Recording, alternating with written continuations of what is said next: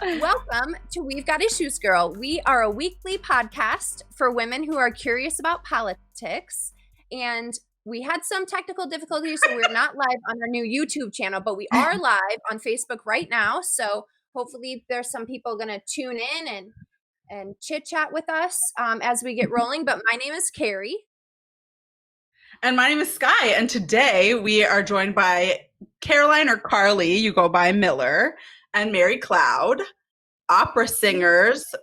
Yes! And I'm so excited. I know I tried to do a little sing-songy hello for y'all, but I'm not sure it really went over well. But there's a virtual concert coming up. I'm so excited to hear about this. It's called Nevertheless, We Persisted. Welcome to the show. Thank you. Thank you so much for having us. When Becky told us about this podcast, both of our little feminist political hearts fluttered a lot. So we're really excited. I love it. Kindred spirits. I love it. Yeah, and we were chatting earlier. I mean, usually we have elected officials on or people involved in politics, and we've never had opera singers on yet. So this is really kind of interesting. And I love this idea of talking about how politics influences the arts and arts can influence politics, vice versa. And we want to hear more about your show. But first, to get started, why don't we start with Carly and tell us just a little about yourself and your residency at the Toledo Opera. Yeah, my full name is Caroline Miller. Everyone calls me Carly because I can never stick to it. It feels weird. But I was really lucky. It's incredibly difficult to get one of these residencies. So actually year before last, I was in Germany auditioning, kind of seeing what that was like. They give way more money to the arts. And I was in Heidelberg when I got an email because I had sent in a video audition from Toledo, and my husband was visiting. And I was like, I just got to check on this rejection real quick before we go to dinner. And that's how it is. You know, how you stay okay. Yeah. And I was like, he's like, are you okay? I was like, it's not a rejection. I don't know what to do with this. I went to Germany for work and then got work in America. Singing Gretel. So it kind of felt like kismet. I have family there, and it's been like a really special program because they have treated us not just like voices, but like fully formed artists. Actually, cool. Your dad, Skylar, was like, took us out, and he's like, I want you guys to tell us what you want. Tell us what you need. Tell us the stories you want to tell and where you want to tell them, and we'll help you. And it was like incredibly inspiring. And that's kind of where the seed was planted for Mary and I. It definitely was for this. Yeah. That's awesome. So how about you, Mary? Tell us a little bit about yourself. Just going off of Carly's story, I have, of course, a similar, I mean, not all the way in Germany, but I have a similar situation of I was at work, at my non-music job, just to make money. I was shipping for a dress company, and I was just at work and bored, and just I got the notification. I was like, let me check on this rejection, like you said, and had to leave the warehouse and call everybody that I knew. I just was not at work anymore. But yeah, I mean, I totally echo everything that Carly just said. It being in Toledo, not just Toledo Opera, but being in Toledo is such a great experience. I feel like I just felt supported in so many areas of the community. And it was so awesome to meet the many people who lived there or who live there and are involved in the arts. And as Sky knows, my husband grew up in Maumee, and so now I have just multiple connections with Toledo, and it's great. It's a good community. Yeah, it's a really special community. I've but not just Toledo Opera, but through Toledo Opera, we met Dr. Alyssa Greenberg, who's this incredible activist. I met I do Ariel for fun, and I met Erin Garber Pearson, and we did a collaboration. And it's just after being in such a giant world, it's been really invigorating and inspiring to be in a smaller world that still has the arts going, you know? Yeah. Yeah.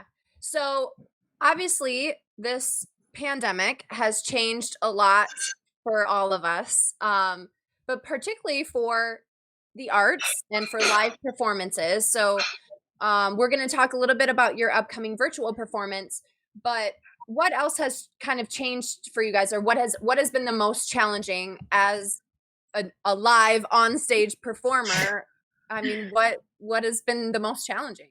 Mary, you want to start? Yeah. I mean, you kind of named one of the main things, is that our job was essentially erased in like overnight. I mean, not overnight, but that's what it felt like. Yeah. And like singers are like the most, like, if a singer has COVID, like you don't want anyone to sing at you with COVID, like we're the most dangerous. We are super spreaders. We're like the super a conference spreader. about the fact that singing will be the last thing to come back. We suck in air and then we spew it forth. Yeah. And so then for me in particular, I actually, the other, I'd say equally challenging thing for me was that I had COVID actually for 50 days. Yes.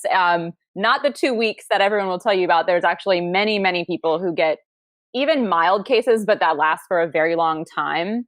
And so I've never been that sick in my life, and being sick with something that is like not much is known about it. That's also a new experience for me.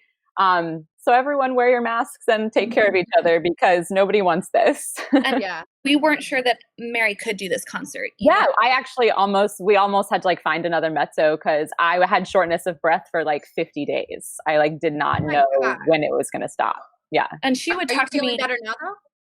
I'm doing better now. Yeah. I think sometimes I have like PTSD, shortness of breath. Like sometimes I will just like that will happen because I'm nervous, but I had it. I like tested positive twice and everything. And so, yeah. Wow. Yeah. She would talk to me about how she had to keep on reminding herself to breathe. Yeah. Like because like a big COVID thing is the weakness too. And so then like your body, it's just, it's bad. Nobody wants it again. Yeah. I would say for me and for a lot of singers, the biggest adjustment is, listen, most singers aren't making their full income singing. Even like I've been full-time singing now for about a year and a half after being a professional singer for 10 years. And I finally figured it out. We're all hitting our stride. There's like momentum happening. And all of the side jobs that you pick up between gigs, those are all in person too. Yep. Those are catering. I do background work for movies and television. Those are like I was in the service industry. Yeah. And that's gone. And I think what's happening, and what I hear a lot of people talking about, and I think about this too, is, do I have to get another job? How long is that job going to be? Is there going to be room left in this industry for me when it starts up? Because it could be years. Yeah. Mm-hmm. And I think it's, being a singer is asking yourself that question every day already. Can I afford to do this? Is it fulfilling enough to balance out the hard? And then you add COVID in, and you finally figured all that out, and you're just like, this might just not be in the cards for this generation of. Yeah. Now I think it is, but I think it's going to take things like this. It's going to take a big push and a lot of support of each other to survive this, because when the only regular performing singing job in the country is the Met Chorus, and they have no job. Mm-hmm. It's wild. Mm-hmm. It is so wild.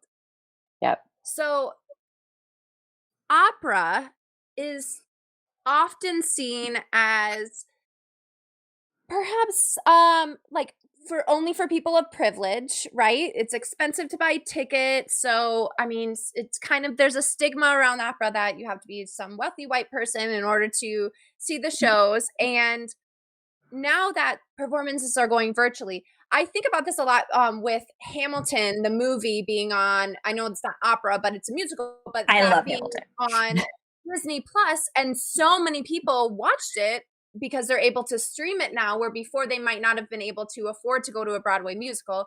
Plus, like, Hamilton was sold out for like a year or two, so no one could even get tickets anyways.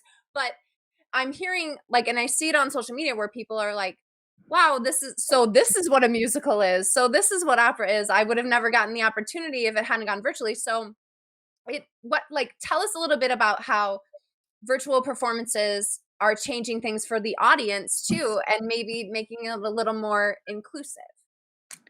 I would love to talk about this because that's something I think a lot of us had recognized for a while.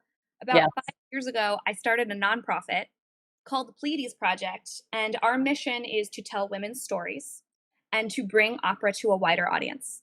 And we do that by creating opera films, digital content that is free for everybody. because you're right. It takes money to get a lot of money to get in the door. And not just that, you're dealing with barriers of language. You're dealing with barriers of like, I've never heard anyone make that kind of sound before. And anytime you hear something new, it's hard to connect with that, right? And I think the hard thing about digital content that I think we're also going to continue to figure out is there is something special about being in the room with an opera voice. You can literally feel it in your body. Yeah. But you can also hear some amazing things online. Like every opera singer studies with YouTube. So I think it's going to be instrumental in getting it out to more voices, in addition to what companies like Toledo do, sending programs to kids so they can see it when they're young and they know it exists. Yeah. Yeah. Very cool. Yeah. I also think I love everything that Carly just said. And I think obviously concerts like this and online content is going to make it much more financially feasible for people. But I still think that beyond that, and this is something that would still be true even if it wasn't that most opera had to go digital now, is that I think we still have a huge representation problem in opera. It is financially a difficult field to get into. It is a very costly field to get into.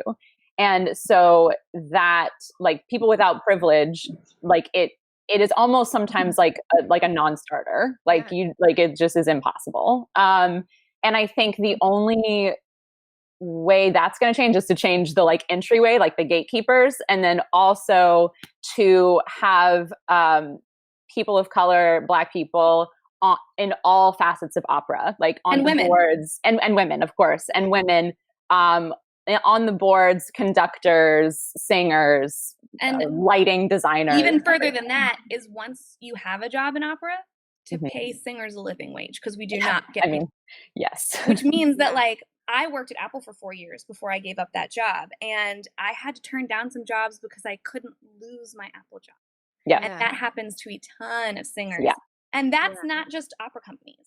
Opera companies aren't getting the funding they need from government. They're not getting the donors. So it's an economic problem. That is, I believe that is at the heart of it. Yeah. No, I agree. And I think that not even just opera, right? Like all arts are not well funded in this country. And you go to Germany and that's not crazy. It's not crazy in Germany that's just your full-time job, and people don't look at you like you're crazy. You tell people you're an opera singer here and they're like, you're like a rare bird. And you're like, I don't know, I'm figuring it out. Yeah. Well, it looks like we lost Sky. She's having some technical issues. So I'm not sure if she's gonna be able to come back or not. But she says just keep going. So she might pop back in if she can. She's got some internet struggles today. Okay, so this next month, August, marks 100 years of women's suffrage in the United States.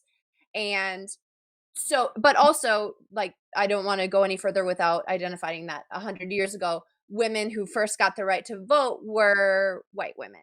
Yes. It took African-American women a lot longer to get their chance to vote. African-American women could technically vote. The women that actually got the right to vote last were Native American women. Oh, yes. Right. So I don't want to glaze over that too, because often that is missed when we talk about women's suffrage. However, huge deal. Women finally got the right to vote, and you guys are in a virtual performance or virtual concert called "Nevertheless We Persist," which I love that because that is kind of a quote that was taken from like what someone said about Elizabeth Warren. Yeah. So that's will you tell us a little bit about the show, first of all, and what can we expect? And also, I want to know, is this show, like, was it intended to be virtual, or is it like adapted to be virtual? Maybe. Yes, that is a question that we have thought a lot about. So at its core, this concert, we picked pieces from the classical and contemporary operatic repertoire to tell women's stories and the way and depict the way that women have been perceived throughout history. And so that's just like that's where we started. And then it kind of evolved into since we found this piece by Lori Laitman, Carly found this piece by Lori Laitman entitled Are Women People? And then that sort of made us realize, oh, it's also the centennial of women's suffrage. And so then that gave it more of a shape. Yeah, that became kind of the heartbeat of the whole thing. Yes, yeah. And so Carly, you take it from there. Yeah, so the cool thing, it was all actually we were pitching Off the Beaten Path, this concert series, and our choir director, Justin Bays, has been incredibly supportive, and he's like, you guys should pitch them something. The resident artists, you should. And I was like, yes, programming. So it was, hi. I'm here. I don't know what's happening. I love you guys, though. I was listening on my phone, like trying to get the internet to work. It's really hard to pick feminist content from the canon. There's not a lot. The canon's a whole other discussion. Oh, yeah. But we kind of, between like that main centerpiece, and then also we're using some pieces that aren't feminist at all as kind of a foil. So our tenor is singing this piece called Questa Oquella, in which all women are the same. They're just It doesn't matter. Just a woman. Putting just that next to this aria by Poulenc, in which she's like, I'm done being a woman. If this is what it is to be a woman, I'm going to be a man and make my own decisions. Which, if you think about it, at its core, is not feminist. Yeah, it's not. At its core, she has to not be a woman to have her. Yeah. So, I don't know, it was just really exciting to have the opportunity to put this thing that Mary and I think about all the time into our music, because most of the time I'm playing a sexy soprano or the quirky cousin, and Mary is playing a boy. A boy.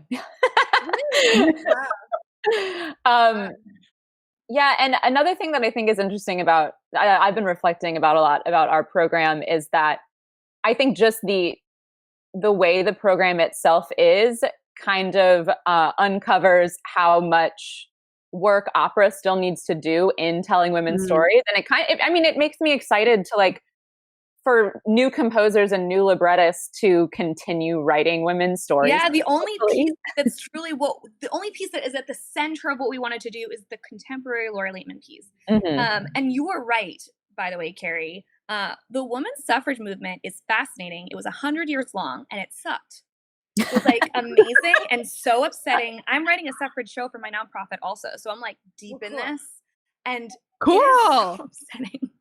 It's so upsetting because there were some originally suffragists were joined with the abolitionist movement. They were fighting for the same thing. They were fighting for universal suffrage. Yeah. And then Frederick Douglass, by the way, was at Seneca Falls. He's like one of my favorite suffragists. Then it came to the 14th and 15th Amendment, giving African Americans the right to citizenship and the right to vote. And the opposite party was not going to accept Black voters and women voters at the same time. And so Frederick Douglass made a really good case, which I agree with, and which we are still having this discussion today. Listen, my people are dying. My people are getting lynched. And you're like, women need the vote as well, but you are not in physical danger.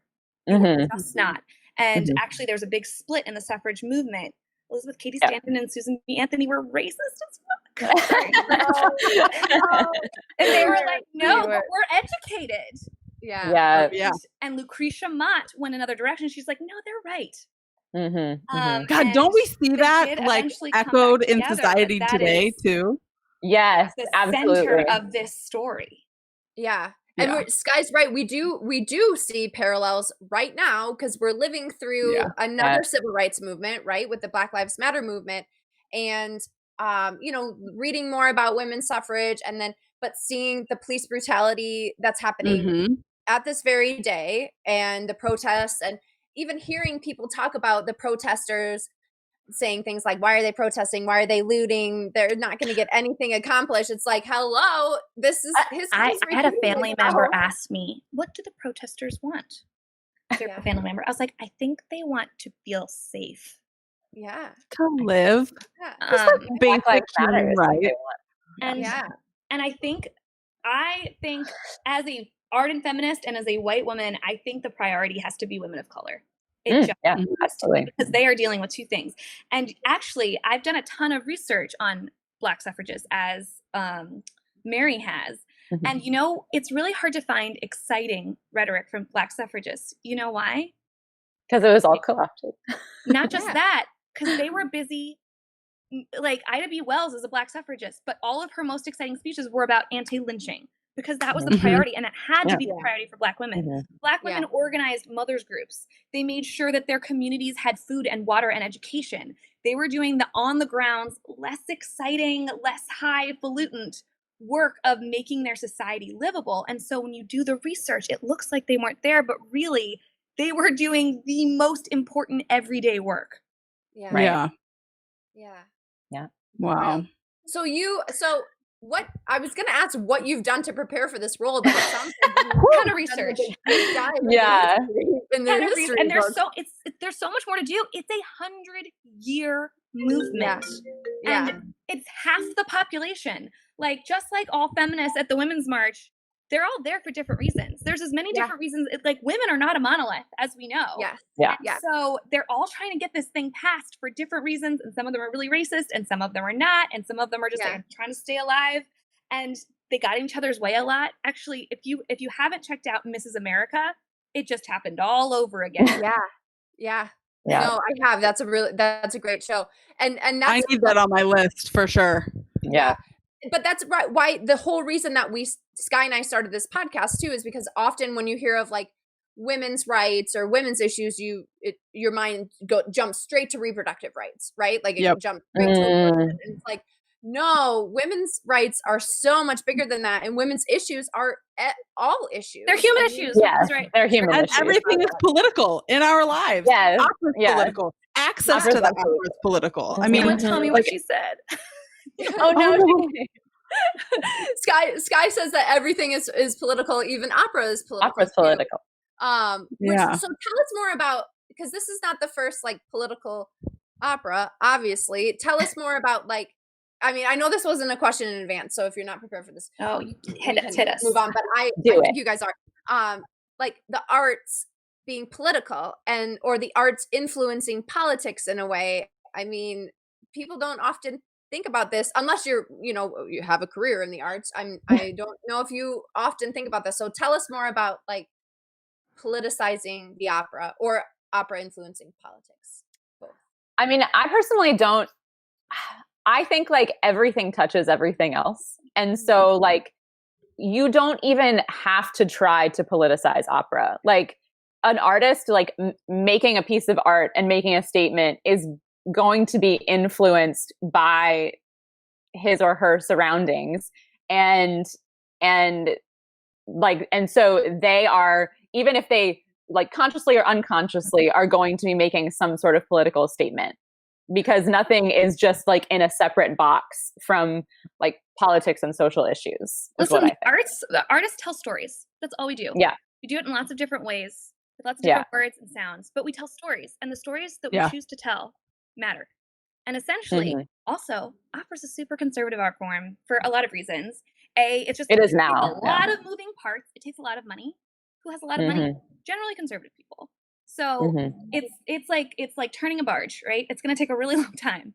And it's constantly doing this dance of, I need to have enough money to function, but I want to tell stories that matter.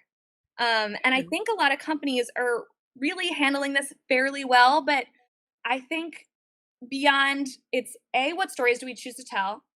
And B, who are we going to have tell those stories? Yeah. And I also do sort of think it doesn't always have to take as much money as it does as opera in its current state. Yeah, Carly, you produce films on nothing. Yeah.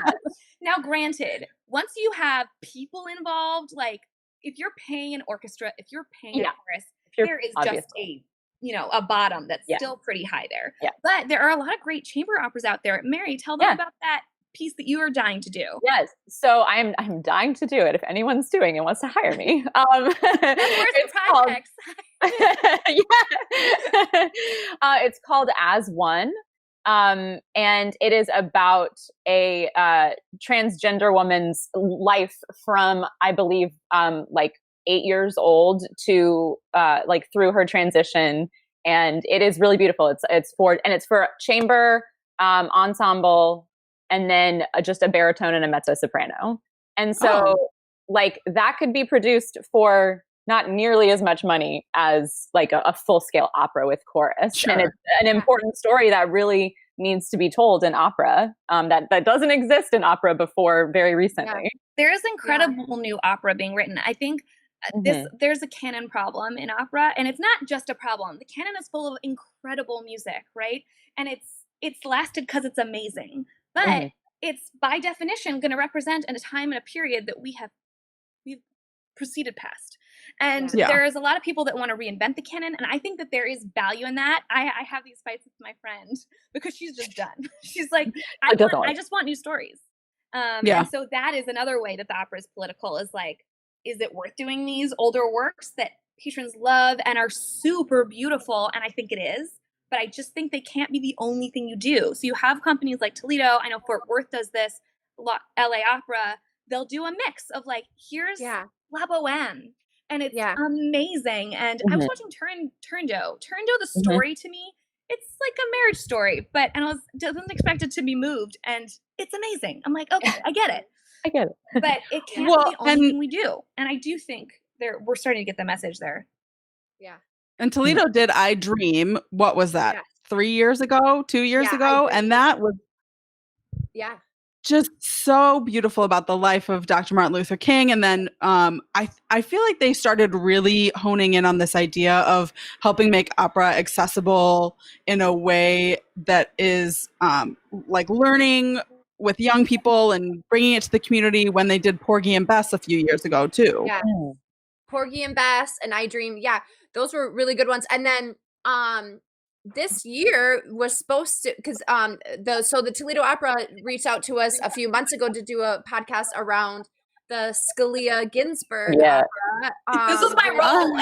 I know, that was her role. Yeah. Oh no.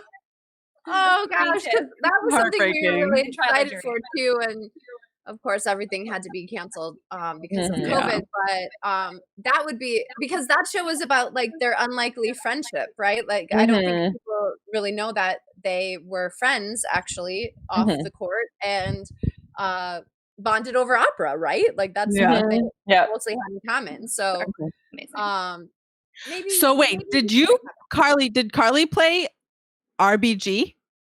Was Carly going to be RBG? No.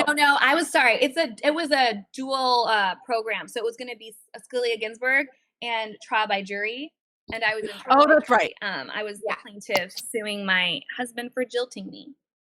Oh, cool. So there's the other side of that coin. A very important role for the public to see. Very important role. I mean, it's super fun. You need both. You really need both. Yeah. So what does social justice mean to you guys, and how can you incorporate social justice or social justice movements into the opera, and do you take that off the stage with you as well? I think it's incredibly important, and actually the last kind of piece of our show that we just nailed down is we were like, okay, I'm a big Beck Morrison fan, and something that she always asks her composers is, why this story and why now? So we were asking ourselves, why this story? It's the centennial. Why now? It's a centennial, but why now? And so we really wanted to kind of reflect on this in this moment and get some more voices that aren't ours, that aren't in opera, that aren't white women. And so we have a couple activists from Toledo who are going to do poetry as part of this concert to kind of relate to this present moment and be a little bit of a lens through which we see this. So that's one way. It's like interesting programming. Like digital programming could be anything you want. Totally. Another way that I'm trying to do with my company is, on our social media, we highlight artists, and we are really focusing as much as possible on lifting up women of color. And I think that that's really important, because if they're not already getting the viewpoint they need, like, I'm not going to tell a Black woman's story, but I will do my best to make sure people are listening. Yeah, and I think, again, like we were saying with, I forget what subject it was, but social justice for me on and off stage is it's the same. It's like a mindset rather than like, oh, now I put my social justice cap on and I do the social justice thing. Like it's a mindset that you have to constantly be aware of. Am I like of the space that you're taking up, and am I lifting up voices that have been historically silenced and like making room for that? And to me, it's just asking the question. It's like taking the extra 5 minutes to ask yourself those questions. Yeah. And I think also though, I've been recently especially trying to make it a daily, like, because I don't think social justice can be really called social justice without action. And so every day waking up and being like, what is at least one action that I can do either in my art or like in any area of my life to like actually be able to say that I am fighting for social justice. Yeah. So our and so you guys, go ahead, Sky. You guys do some work around labor issues.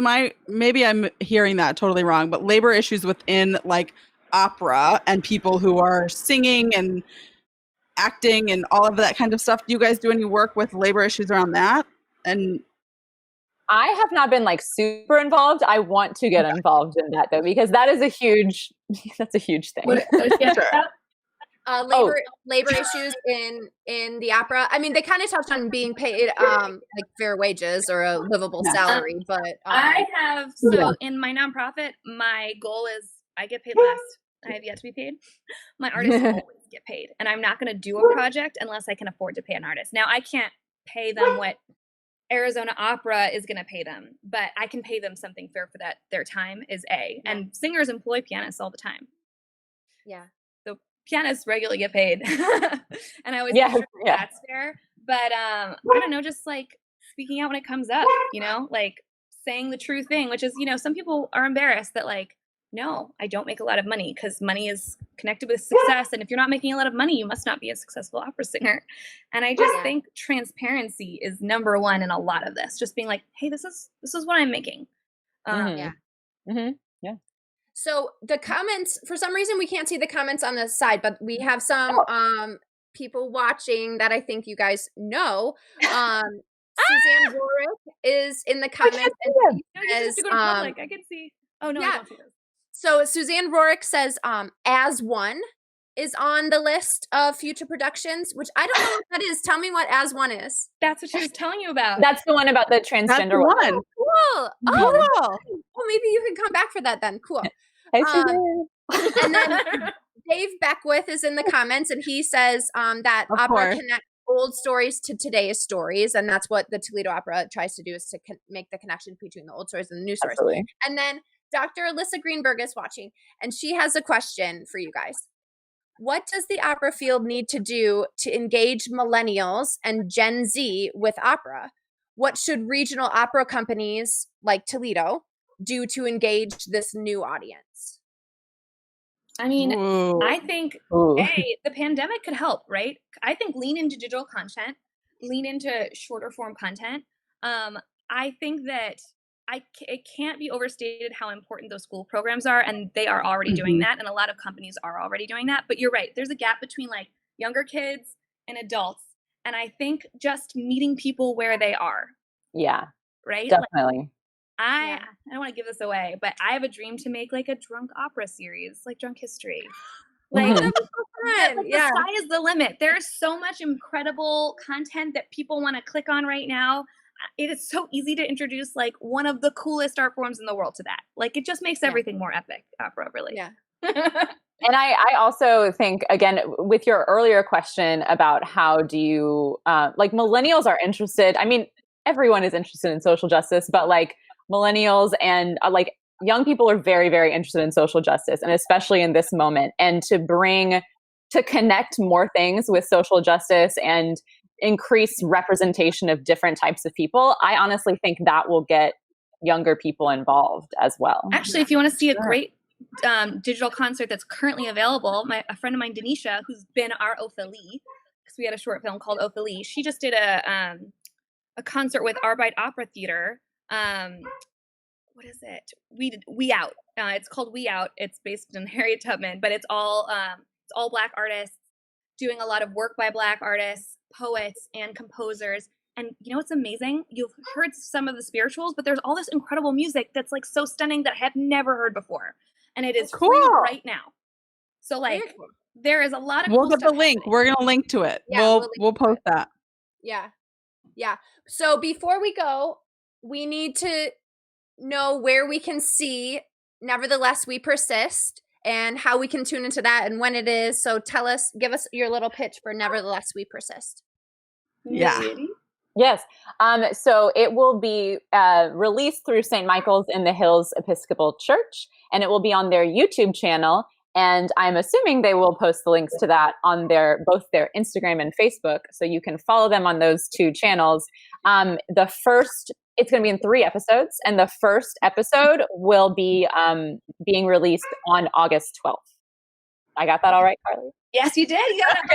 Yeah, we wanted to make like people are just more likely to tune in for like 10 minutes, 12 minutes than an hour. So, and also August is big for the ratification. There's like a lot of confusing dates, like Tennessee ratified the 18th, then it came the law of the land the 26th. So we're just like, we got the whole month.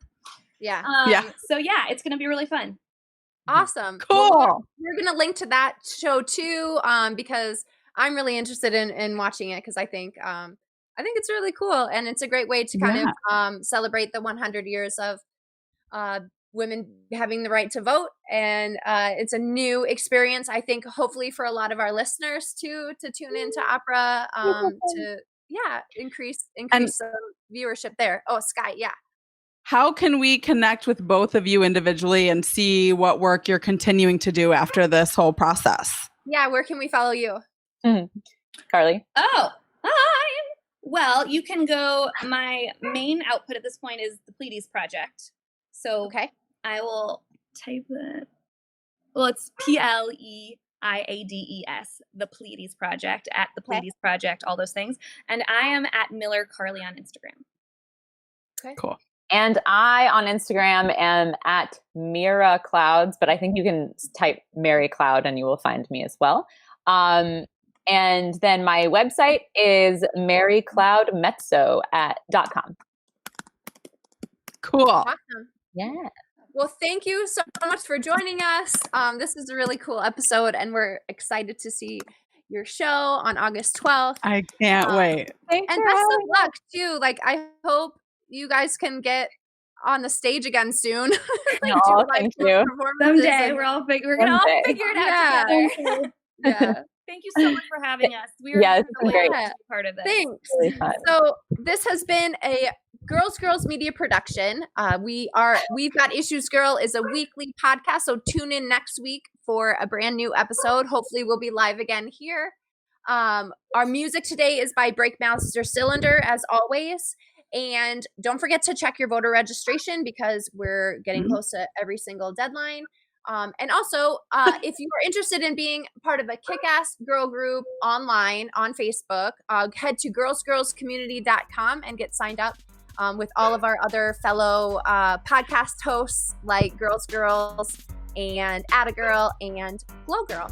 So thanks for tuning in. Thanks for everybody in the comments today. And we'll see you next week. Thank you.